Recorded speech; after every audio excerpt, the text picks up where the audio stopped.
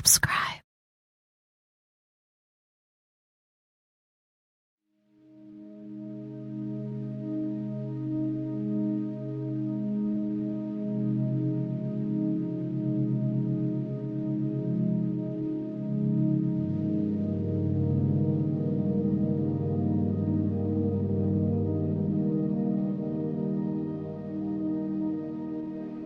And if you saw them two walk into a nightclub, suited and booted, respectable, they'd just sit there quietly, look around, and they had that look about them. You know what I mean? That nobody would mess around.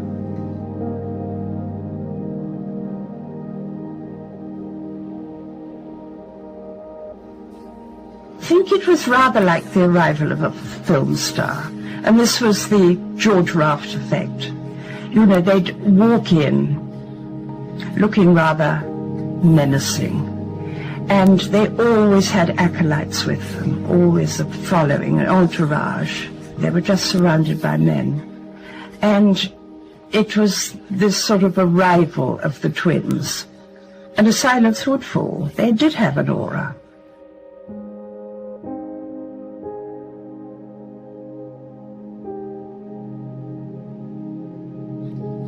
In the end, you got this pair of linked paranoid schizophrenics who were in charge of London but not in charge of themselves.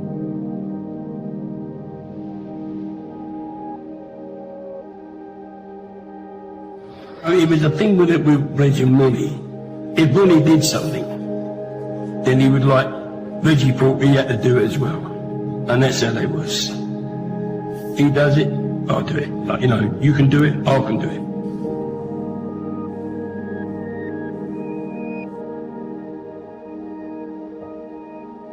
Ronnie shouting out to him, but if you're going to shoot anybody, make sure you shoot him in the head, like I did Cornell. Out loud. Maybe because of Ronnie killing Cornell, he thought he had to do a murder as well. If a man's going around saying, he's going to kill me, he's going to kill it, I don't blame you or anybody else for killing a person who's going around saying he's going to kill you.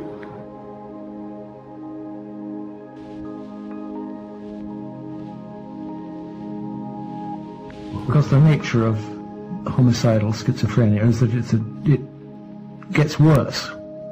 And also, as the battles went on between them, the battles for dominance continued and got worse and worse.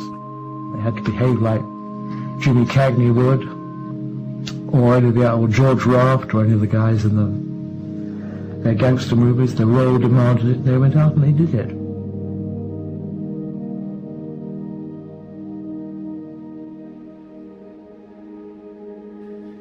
The strange thing about the Krays, and what is in a way at the heart of their downfall, is that the strength which they got from being identical twins. But at the same time, it was that which destroyed them.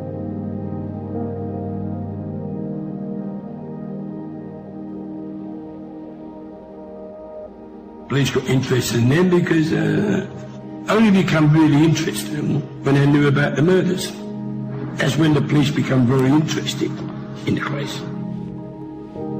The Krays got wind of the investigation, but it was already too late. On the morning of May the 9th, 1968, the criminal empire of London's most feared gangsters would crash around them.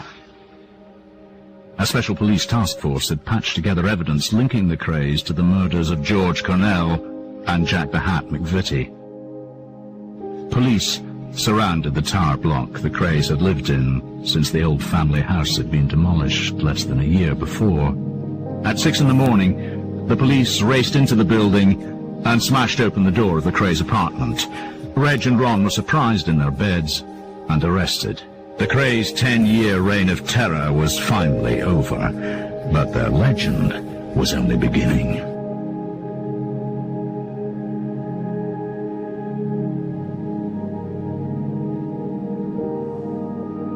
Reg felt the death of Jack the Hat would mean trouble, and it did. Unknown to the Krays, London police were closing in. After the McVitie and Cornell murders, a top-secret investigation was being launched with orders to get the Krays at all costs.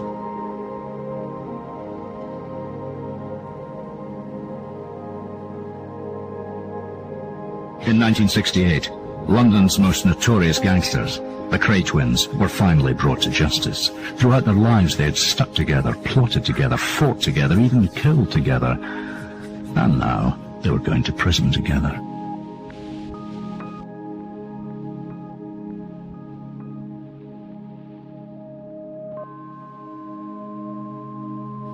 The Krays' trial created a sensation. I was very shocked by the change in their appearance, because you could see Reggie's life was written on his face, and he wasn't happy. He wasn't enjoying it at all.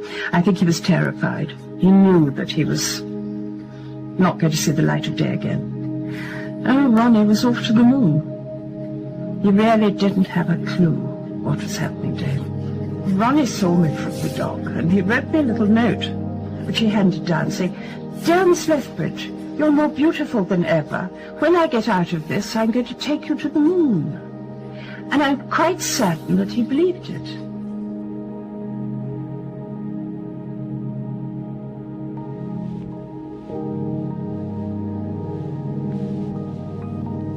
The twins were sentenced to 30 years imprisonment, the longest murder sentence handed out by an English court. They became Britain's first celebrity convicts. Over the years, the Krays' notoriety grew into a legend. A stream of people came to visit them.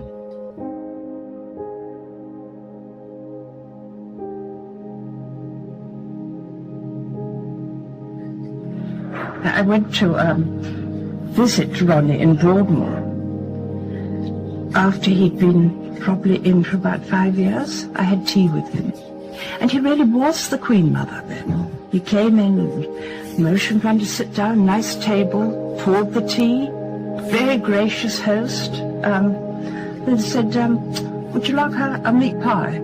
They warm them up lovely."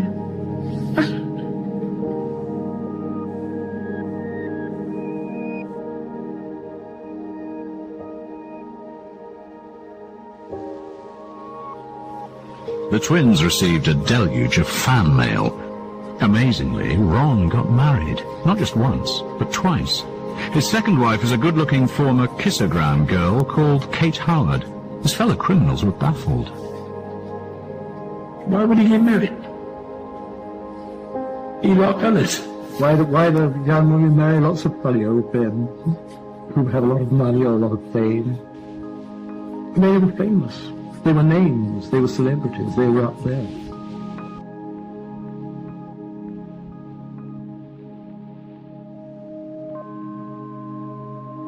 The truth was that Ron got married for publicity, to help the legend. And Reg also married again, this time to Roberta Jones, a woman 26 years his junior. On March the 16th, 1995, Ronnie Kray collapsed and died from a heart attack. He was 62. The twins were finally separated by death, the only thing that could come between them.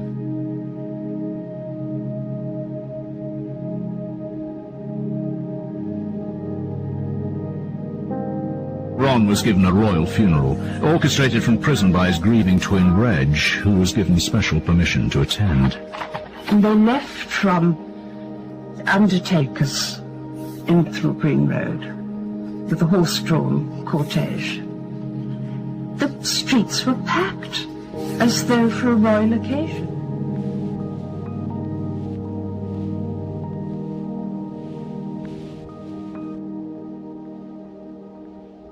I knew him from the snooker hall, all my mates used to go there a couple of times. Then I met him up the double R's. I was served by Reggie, a pint, because they first took over, and they were serving behind the bar. And he said, "What do you want, mate?" I said, "Pint of ale, please." And as he was putting the pint, staring at me in the eyes, seemed to go right through you. If it had been a stranger, I knew who he was. Good job I did.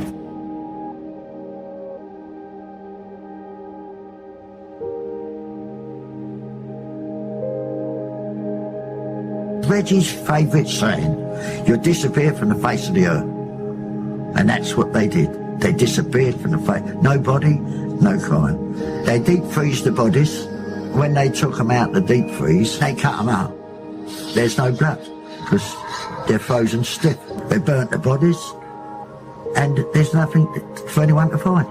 There's nothing left. And you just sling the ashes away outside New Scotland Yard, Wandsworth, anywhere. That's the end of the story then. No evidence anywhere at all. Simple as that.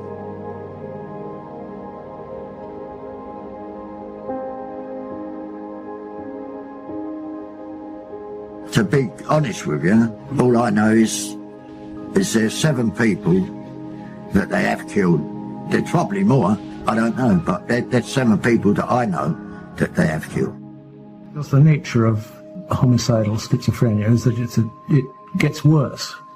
And also, as the battles went on between them, the battles for dominance continued and got worse and worse. They were always in competition. And it's this strain between the two of them that one side of them, they adored each other, they lived for each other, and the other side, they hated each other.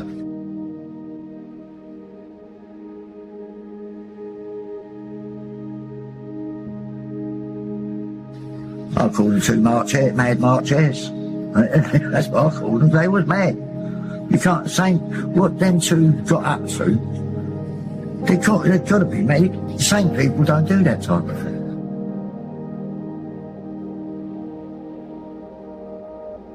He became increasingly paranoid like his brother, and so in the end you got this pair of linked paranoid schizophrenics who were in charge of London but not in charge of themselves.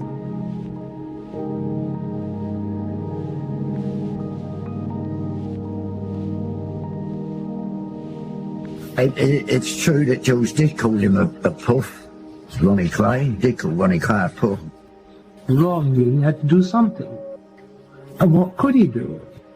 If he gave in, the whole myth, the whole of this facade that he built up on himself would go.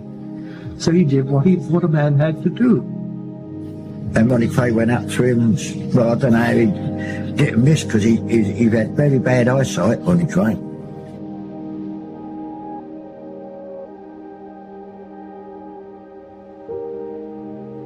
In our world, that's how it goes. So that was sad, in a way, I suppose, when Ronnie shot George Cornell, because they were great pals.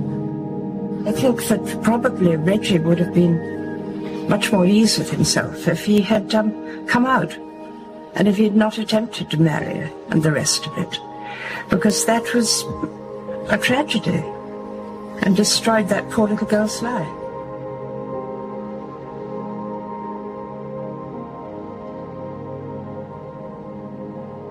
There's lots of people walking around in the East End of London that's been hit on the chin by Reggie. But I wouldn't say that about Ronnie. There'd be a different kettle of fish with Ronnie, because Ronnie wouldn't be happy with just hitting you on the chin. He'd look for you until he found you and he would hurt you. Simple as that. You would fear Ronnie. And there's no 2 ways about it.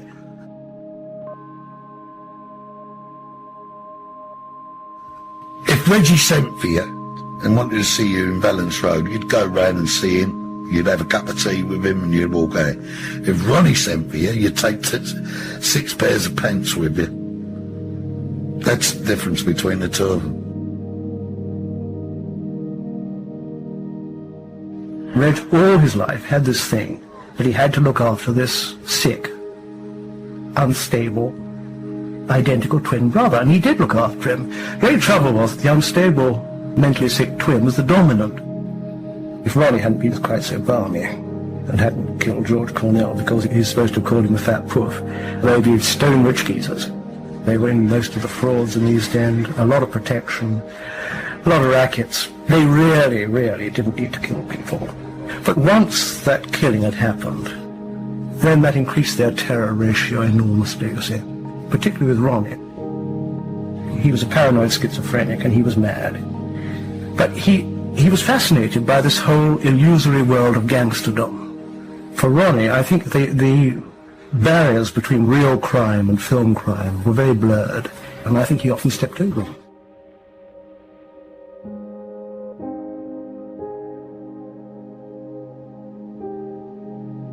Driving force behind the two of them, and being twins and brothers, they urged each other on and tried to, like one would try and do better than the other one. I've done that, you know, I've got this and I've managed to do this. I mean, Ronnie Kray was the stronger personality out of the two, and the more dominant of the two. But you know, they was for fame and maybe not fortune, but they was going to make their mark on the world, you know, from young. You knew that. I mean, I'm in several photographs from the early days, but I was only trying to keep a low profile, even though I was there at these different events and meetings over the years. I was, a lot of people didn't really know why I was there or what I was up to or what I was doing, but they invited me to lots of openings of different gymnasiums and clubs, and I was put in different bits of action that they had going, because they needed me as an ally, you know, because it would give them a bit more strength to know that I was behind the scenes who could come in like with a sort of counter punch, or if they needed any help. And I think I must have helped them to get to where they were, you know, by being associated with them.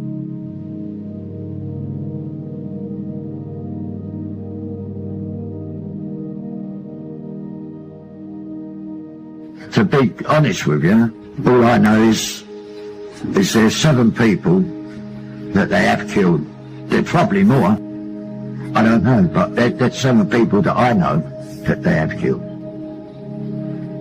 I think they were so carried away by the role they'd got themselves into as gangster killers, they had to do it finally.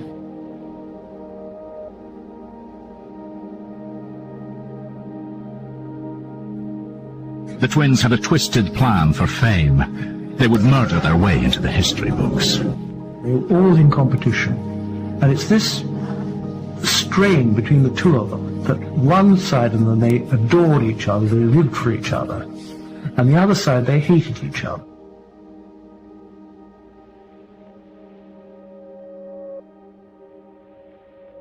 I think they always longed to be part of the establishment, rather like the American mafia godfathers becoming legit.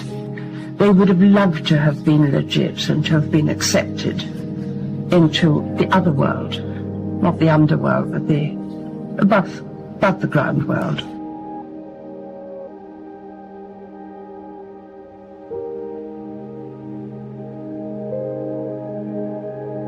We could have had a fabulous life before all these murders.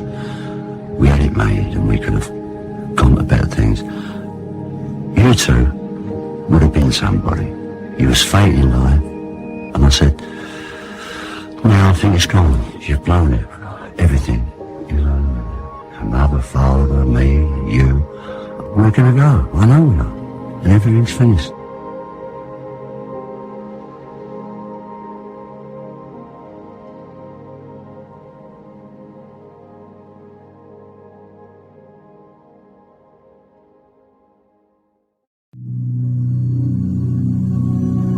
Thank you for watching. If you enjoyed the video, please join our Facebook group. It's called Krays Crime Lords of London. We're a friendly moderated group with over 1,000 Kray and other celebrated gangster videos available for view. There's also thousands of images in the photos sections. The link for the group is in the YouTube description section. I hope we see you there soon. Leave a like and subscribe.